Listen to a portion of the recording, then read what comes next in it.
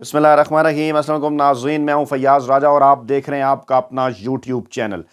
دوستو، سابق وزیر اعظم پاکستان عمران خان کے ایچیسن کے زمانے کے دوست چودھری نثار نے بالآخر چپ کا روزہ توڑ دیا ہے اور ان کی جانب سے ایک انتہائی حیران کن اعلان سامنے آیا ہے۔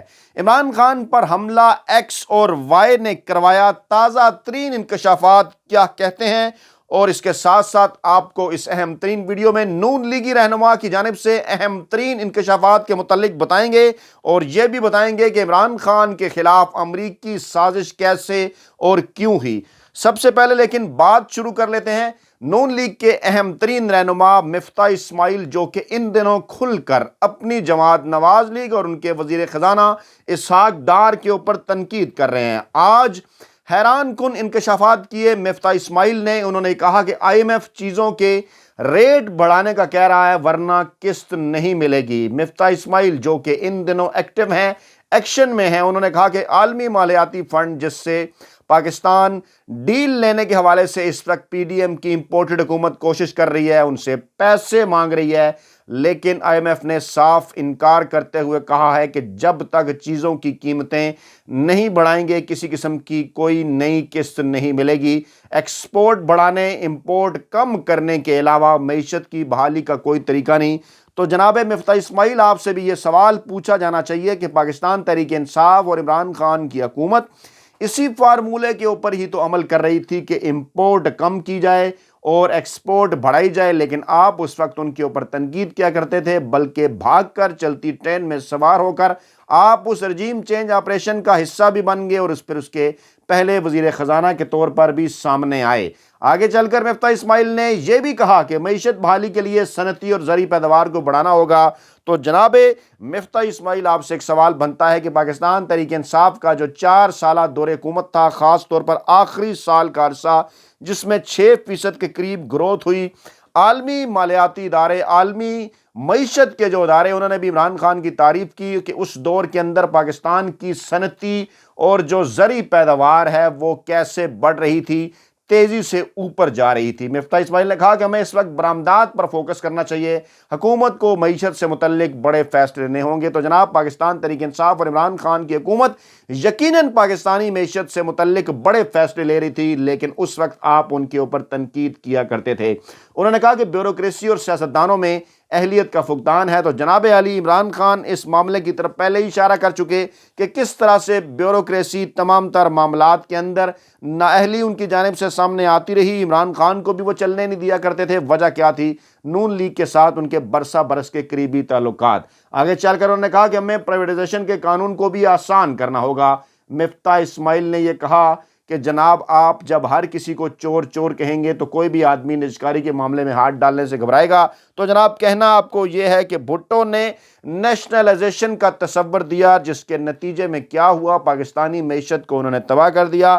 نواز شریف نے پرائیویٹائزیشن کا تصور دیا، لیکن اس کے بعد پاکستان کے ان اداروں کو اونے پونے بیچ دیا گیا۔ حالات آپ کے سامنے ہیں، یعنی ہر دو صورتوں میں یہ ثابت ہوا کہ پاکستان کا مسئلہ نجکاری یا قومیانہ نہیں، بلکہ پاکستان کا مسئلہ وہ بیڈ گورننس ہے سیاستدانوں کی جانب سے، جس نے پاکستانی معیشت کو اس حال پر پہنچا دیا۔ مفتاح اسماعیل کے ان اہم ترین انکشافات کے اندر اس وقت جو مخالفین تھے پاکستان تحریک انصاف کے، وہ بھی دانتوں میں انگلیاں دبائے بیٹھے ہیں کہ جناب، یہ وہ معاملہ ہے کہ جس معاملے کی طرف عمران خان برسہ برس سے اشارہ کر رہے ہیں، لیکن اس کے باوجود عمران خان کے خلاف وڈے اینکر، ویلے کالم نگار اور جتنے بھی ملازم صحافی ہیں، وہ اس طرح سے لٹھ لے کر عمران خان کے پیچھے پڑا کرتے تھے، آج وہ مکمل طور پر خاموش ہیں۔ کراچی کے بلدیاتی انتخابات کے نتائج جو تازہ ترین آ رہے ہیں، ان کے مطابق پاکستان تحریک انصاف وہاں پر مسلسل آئے روز نت نئی کامیابیاں حاصل کر رہی ہے۔ جہاں بھی حلقہ کھل رہا ہے، پاکستان تحریک انصاف کا امیدوار جیت رہا ہے۔ اسی ماحول کے اندر پیپلز پارٹی نے تھوڑی سی تیزی کا مظاہرہ کرتے ہوئے انہوں نے ایک بات کی، اور وہ بات کیا تھی؟ اعلان جناب انہوں نے یہ کیا کہ کراچی کا جو میئر ہے اس حوالے سے جو پاکستان پیپلز پارٹی ہے وہ جناب اپنی نشست نہیں چھوڑے گی اور پیپلز پارٹی جو ہے وہ میئر کی نشست حاصل کرے گی. ہاں ڈپٹی میئر کے لیے وہ جماعت اسلامی کو آفر کریں گے. اندر کی اسی خبر کے سامنے آنے کے بعد جماعت اسلامی دوڑی ہوئی پاکستان تحریک انصاف کے سامنے پہنچی اور اب ان کا خیال یہ ہے کہ اگر میئر شپ جماعت اسلامی کو ملے تو ڈپٹی میئر شپ وہ پاکستان تحریک انصاف کو دے سکتے ہیں. لیکن سوال یہ پیدا ہوتا ہے کہ ایک ایسے اتحاد کے اندر جانے کا کیا فائدہ ہے کہ جس کا کسی قسم کا کوئی پریکٹیکل صورت میں پاکستان تحریک انصاف کو، پاکستان کے عوام کو یا کراچی کے عوام کو فائدہ ملتا نظر نہیں آ رہا. جناب اگر جماعت اسلامی اور پاکستان تحریک انصاف وہاں پر مل کر میئر اور ڈپٹی میئر لاتی بھی ہیں تو وہاں پر پیپلز پارٹی کی حکومت ہے سندھ کے اندر، MKM ان کی اتحادی ہے، اختیارات انہوں نے بالکل بھی نہیں دے رکھے اور پاکستان تحریک انصاف اور جماعت اسلامی اکٹھے ہو کر وہاں اس سے زیادہ اور کچھ نہیں ہوگا کہ جماعت اسلامی تو اپنے وہ فوائد حاصل کر لے گی عوام سے رابطوں کے، لیکن تحریک انصاف کو سراسر اس کا نقصان ہوگا.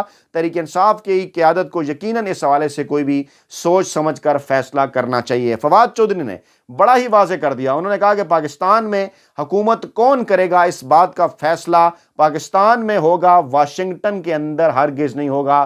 اہم ترین اعلان کیا فواد چودھری نے، پاکستان تحریک انصاف کے رہنما. انہوں نے کہا کہ جناب 9 ماہ کے اندر پاکستانی عوام کی کمر توڑ کر رکھ دی PDM کی اس حکومت نے، اور انہوں نے کہا کہ پاکستان کے لوگ ووٹ کی طاقت سے پاکستان کا فیصلہ کریں گے. پاکستان میں حاکمیت، عوام کی حاکمیت کو واپس لیا جائے گا اور عوام کو PTI کے ذریعے ہی امید ہے کہ اپنی حاکمیت واپس ملے گی. عمران خان نے 2 حکومتوں کو ٹھوکر ماری، عوام میں آگے انہوں نے دونوں وزراء اعلیٰ کو اسمبلیاں تحلیل کرنے کا کہا اور ان کے حکم پر دونوں وزراء اعلیٰ نے اسمبلیاں تحلیل کر دی. مخالفین کے تمام فیصلے امریکہ میں لکھے گئے لیکن پاکستان کے عوام اس غلامی سے ہر صورت نجات حاصل کر کے رہیں گے. ان کا کہنا تھا کہ کالے چور کی طرح الیکشن سے بھاگ رہے ہیں لیکن قومی اسمبلی کی 64 نشستیں خالی ہو گئیں، اس لیے الیکشن نہیں رک سکتے، انتخابات قریب ہیں.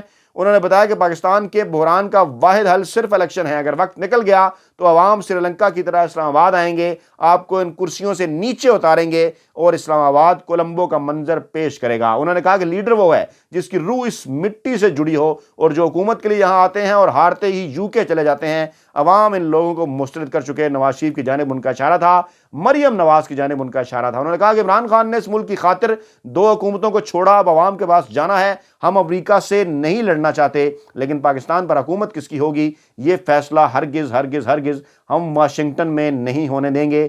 اہم ترین جو ہے وہ باتیں کی فواد چودھری کی جانب سے. عمران خان نے بھی آئندہ عام انتخابات کے حوالے سے کیا کہا، تفصیلات آپ کو بتاتے ہیں. اس سے پہلے کہ معاملات کو لے کر چلیں، عمران خان کے ایچیسن کے قریبی دوست چودھری نثار کی جانب کے ان کی جانب سے جو اہم ترین اعلان سامنے آیا اور عمران خان پر حملے کے حوالے سے کچھ اہم ترین چیزیں آپ کے سامنے رکھیں. عمران خان نے یہ کہا کہ آئندہ انتخابات میں ٹکٹس کی تقسیم کے حوالے سے میرٹ پر کسی قسم کا کوئی سمجھوتا نہیں کیا جائے گا. زمان پارک میں انہوں نے سابق اسپیکر قومی اسمبلی اسد قیصر سے ملاقات کی اور صوبائی اسمبلیوں کی تحلیل کے بعد پیدا ہونے والی صورتحال پر تبادلہ خیال کیا گیا.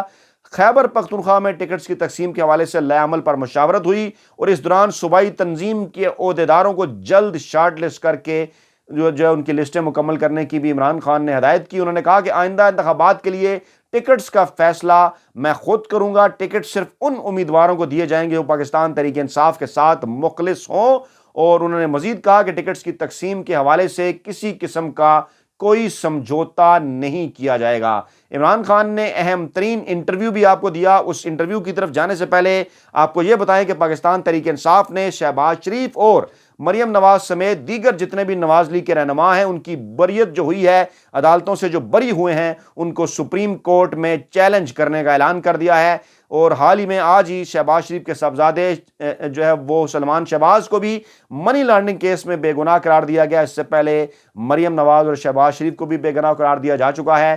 فواد چودھری نے اس حوالے سے اعلان کیا کہ سپریم کورٹ میں ہم اس کو چیلنج کرنے جا رہے ہیں، عدالت میں درخواستیں دائر کریں گے. حکومت کا ایک ہی مقصد ہے اپنے مقدمے ختم کرانا. سلمان شہباز کو کلین چٹ ملنا اسی سلسلے کی کڑی ہے. کیا معاملات عدالتوں کی طرف جا رہے ہیں. عمران خان نے بھی اپنے انٹرویو میں اسی جانب اشارہ کیا کہ قانونی اور آئینی جنگ لڑی جائے گی آئندہ آنے والے چند دنوں میں. عمران خان نے اس جانب اشارہ کیا ہے. انہوں نے کہا کہ وکلا تیاری پکڑ لیں، چاہے ان کا تعلق پاکستان تحریک انصاف کے ساتھ ہے یا پاکستان کی کسی بھی سیاسی جماعت کے ساتھ جو کہ پاکستان کے اندر آئین اور قانون کی بالادستی اور کرپشن کا خاتمہ چاہتے ہیں. وہ تمام وکلا کمر کس لیں، کیونکہ پاکستان کی آخری جو لڑائی ہے وہ انہیں نظر آ رہا ہے کہ عدالتوں کے اندر آئینی اور قانونی طور پر لڑی جائے گی۔ عمران خان نے اس بات کی جانب کیوں اشارہ کیا؟ کیونکہ اس وقت تقریباً نصف درجن کے قریب ایسے کیسز ہیں، جو ایسی درخواستیں ہیں جو عمران خان گزشتہ 8 سے 9 ماہ کے دوران سپریم کورٹ میں لے کر گئے، لیکن ان کے اوپر سنوائی نہیں ہو رہی تھی، معاملات آگے نہیں بڑھ رہے تھے۔ چاہے عمران خان پر حملے کا معاملہ ہو، قاتلانہ حملے کا معاملہ ہو،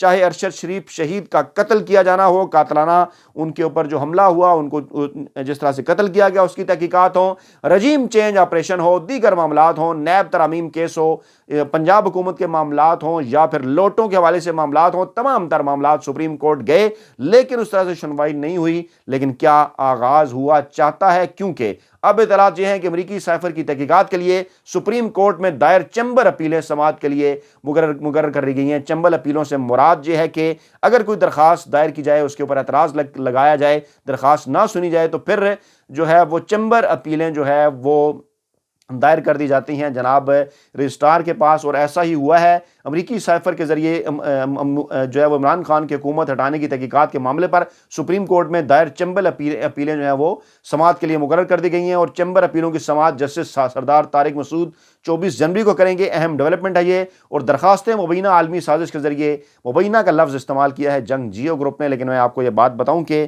اب تو یہ کسی قسم کا کوئی راز نہیں ہے، کیونکہ نون لیگی رہنما بھی اس کو تسلیم کرتے ہوئے نظر آ رہے ہیں۔ عمران خان کی حکومت ہٹانے کی تحقیقات کے لیے دائر کی گئی تھی، تاہم رجسٹرار سپریم کورٹ نے درخواستوں پر مختلف اعتراضات عائد کرتے ہوئے انہیں واپس کر دیا تھا، اور اب اطلاعات آ رہی ہیں کہ درخواست گزار نے، کیونکہ سپریم کورٹ کے اعتراضات کے خلاف اپنی اپیلیں دائر کر رکھی تھی رجسٹرار سپریم کورٹ کے پاس، اب جناب وہ 24 جنوری کو ان کی سماعت جو ہے وہ ہونے جا رہی ہے، جو کہ اہم ترین اور بڑی ڈیولپمنٹ بتائی جاتی ہے، کیونکہ عمران خان یہ بات کر چکے کہ آئندہ آنے والے دنوں کے اندر آئینی اور قانونی محاذ پر جو لڑائی ہے وہ لڑی جائے گی۔ اسی دوران عمران خان کے ایچسن کے دوست چودھری نثار، جو کہ عمران خان کے انتہائی قریبی دوست اس زمانے میں سمجھے جاتے تھے، آج بھی ان کا رابطہ ہے، ان کی جانب سے ایک اہم ترین اعلان کیا گیا ہے۔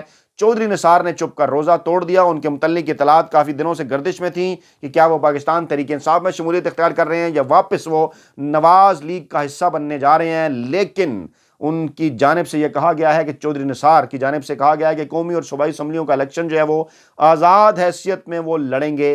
حیران کن ان کی یہ سٹیٹمنٹ ہے، اس کے اوپر آپ کے کمنٹس بھی چاہیے، ہم بھی آپ کے سامنے وہ تمام تر فیکٹ اینڈ فگر اگر رکھیں کہ جن کے نتیجے میں 2018 کے انتخابات کے اندر جب چودھری نثار نے 3 نشستوں کے اوپر الیکشن لڑا، اور وہاں پر جناب انہیں جن میں قومی اسمبلی کی 2 اور صوبائی اسمبلی کی 1 نشست تھی، تو ان کو صرف 1 صوبائی اسمبلی کی نشست پر کامیابی ملی، اور وہاں پر بھی انہوں نے بڑے ہی دیر کے بعد حلف اٹھایا ہوا، بالکل بھی ایکٹیو نہیں رہے۔ اب انہوں نے یہ کہا ہے کہ نون لیگ سے رابطے ان کے اب بھی ہیں، لیکن پارٹی میں شمولیت کا فیصلہ وہ انتخابات کے بعد کریں گے۔ اور پھر انہوں نے یہ بھی کہا کہ عمران خان سے ان کی دوستی ضرور ہے، لیکن تحریک انصاف میں شامل ہونے سے ان کا عمران خان کے ساتھ جو دوستی کا تعلق ہے وہ متاثر ہو سکتا ہے۔ چودھری نثار نے کہا کہ ان کا عمران خان سے جو دوستی کا تعلق ہے وہ متاثر ہو سکتا ہے۔ آپ اس کے اوپر کمنٹ کیجئے گا کہ جناب کیا کہنا ہے آپ کا چودھری نثار کے اس فیصلے کے اوپر، کیونکہ میرا نہیں خیال کہ چودھری نثار کے اس سیاسی فیصلے کے نتیجے میں خود چودھری نثار کو کسی قسم کا کوئی سیاسی فائدہ ہے وہ 2023 کے عام انتخابات کے اندر ہونے جا رہا ہے، اور سیٹ نکالنا ان کے لیے بڑا مشکل نظر آ رہا ہے۔ عمران خان نے کہا کہ پنجاب کے نگران وزیر اعلیٰ کے لیے اپوزیشن کی جانب سے دیے گئے نام جو ہیں زرداری اور شہباز شریف کے یہ فرنٹ مین ہیں۔ عمران خان نے آج انٹرویو دیا نجی ٹی وی چینل کو، اور انٹرویو کے دوران عمران خان نے یہ بات کی کہ جو نام دیے گئے اپوزیشن کی جانب، جو اس موجودہ پی ڈی ایم کی حکومت کی جانب سے، ان کے اوپر ذرا غور تو کر کے دیکھیں۔ ایک نام وہ ہے جو رجیم چینج آپریشن کے اندر ملوث تھا، اور دوسرا نام جو وہ ہے اس کے متعلق آپ جانتے ہیں کہ کیسے وہ شریف فیملی کا فرنٹ مین رہا۔ الیکشن کمیشن نے ایسا آدمی لگایا تو قبول نہیں کریں گے۔ عمران خان نے کراچی الیکشن پر بھی بات کی، انہوں نے کہا کہ ایسے الیکشن کرانے میں فائدہ نہیں، الیکشن کرانے کا کیا فائدہ ہوا، پیپلز پارٹی نے جو کرپشن کی ہے، سندھ کھنڈر بن چکا ہے، پورے ملک میں سندھ اور کراچی کے حالات خراب دیکھے۔ کراچی کے لوگوں میں بڑا شعور ہے، وہ جو کراچی کے عوام ہیں وہ زرداری سے، پیپلز پارٹی سے نفرت کرتے ہیں، وہ پیپلز پارٹی کو کیسے منتخب کر سکتے ہیں؟ میں سندھ اور کراچی جاؤں گا، سب سے زیادہ مظلوم لوگ وہاں ہیں، اور جناب کراچی میں کام کیوں سست ہیں؟ کنسٹرکشن انڈسٹری والے سے میں نے پوچھا تو اس نے بتایا چیف سیکرٹری کے سامنے کہ بلڈنگ کنسٹرکشن والے 3 کروڑ روپے ایک اجازت کے لیتے ہیں، اور اجازت دینے والے نے کہا اوپر جو زرداری ہے سسٹم کی طرف، زرداری سسٹم کی طرف سارا پیسہ جاتا ہے۔ بلدیاتی الیکشن میں پیپلز پارٹی نے کھل کر دھاندلی کی، الیکشن کمیشن سویا ہوا تھا اور تمام جماعتوں نے یہ کہا کہ دھاندلی ہوئی ہے۔ توشہ خانے کے حوالے سے عمران خان نے کہا کہ عدالت نے کہا باقیوں کا توشہ خانہ کا ریکارڈ بتائیں، تو کہا گیا کہ وہ سیکرٹ ہے۔ ہینڈرز اور حکومت نے مل کر توشہ خانہ کیس کو بڑی چیز بنا دیا تھا۔ توشہ خانہ کیس جب پھٹا باہر نکلا تو جناب یہ پہاڑ کھودا پہاڑ اور نکلا چوہا ہے، اس میں کچھ بھی نہیں ہے۔ ہم نے فارنگ فنڈنگ کیس میں 40,000 کا ڈونر بیس ریکارڈ دکھایا جو یہ بتا ہی نہیں سکتے کہ ان کے پاس پیسے کہاں آئے، کیونکہ ان کے کیسز سنے ہی نہیں جا رہے جو کہ الیکشن کمیشن کے اندر ہیں۔ عمران خان نے کھل کر بات کی، انہوں نے کہا کہ آج ان تمام پر کرپشن کے کیسز ہیں جو اسمبلی میں ہیں، یہ اسمبلی الیکشن نہیں آکشن کے ذریعے آتے ہیں، انہوں نے مل کر چوری کی، اسمبلیوں میں بٹھایا، نیب قانون تبدیل کیا۔ جنرل باجوہ بار بار کہتے تھے معیشت پر زور لگائیں، احتساب بھول جائیں۔ جنرل باجوہ جن کو میڈیا کے سامنے بیٹھ کر پہلے چور کہتے تھے، بعد میں انہی چوروں کو انہوں نے این آر او دے دیا۔ مجھے پتا ہے انہوں نے مجھ پر حملے کی سازش کی۔ عمران خان اسی کانٹیکسٹ میں یہ بات کر رہے ہیں جب انہوں نے جنرل باجوہ کا ذکر کیا، ایکس اور وائی کا ذکر کیا۔ عمران خان نے کہا کہ رانا ثنا، شہباز شریف اور ایک سینئر افسر نے پلان کیا، ویڈیو ریلیز کی گئی کہ میں نے توہین عدالت کی، پھر اشتہار چلائے گئے کہ میں نے توہین عدالت کی۔ مریم نواز اور اورنگزیب نے پریس کانفرنس کی کہ میں نے دین کی توہین کی۔ عمران خان نے کہا کہ پنجاب میں ہماری حکومت تھی، میں اپنی ایف آئی آر تک نہیں کٹوا سکا۔ چھت پر دوسرے شوٹر کے کھول جس نے برآمد کیے وہ بعد میں پیچھے ہٹ گیا۔ قومی اسمبلی میں استعفوں سے متعلق ان کا کہنا تھا کہ پارلیمنٹ کو انہوں نے مذاق بنا دیا، جب ہم نے کہا آ رہے ہیں تو استعفے قبول کر لیے۔ الیکشن کمیشن پر کسی کو اعتبار نہیں، ایف آئی اے اور نیب کو بھی تباہ کر دیا گیا۔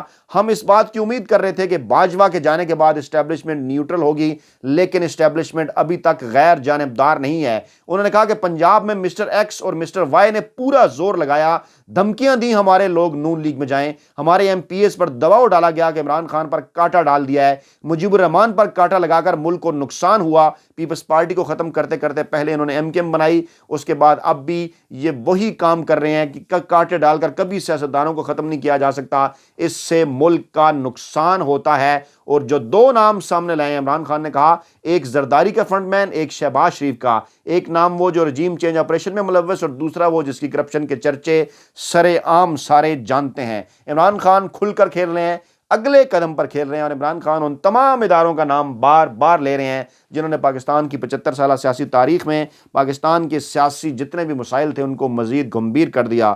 اپنا بہت خیال رکھیے گا، دعاؤں میں یاد رکھیے گا۔ نئی ویڈیو کے ساتھ جلد آپ کی خدمت میں حاضر ہوں گے۔ اللہ نگہبان۔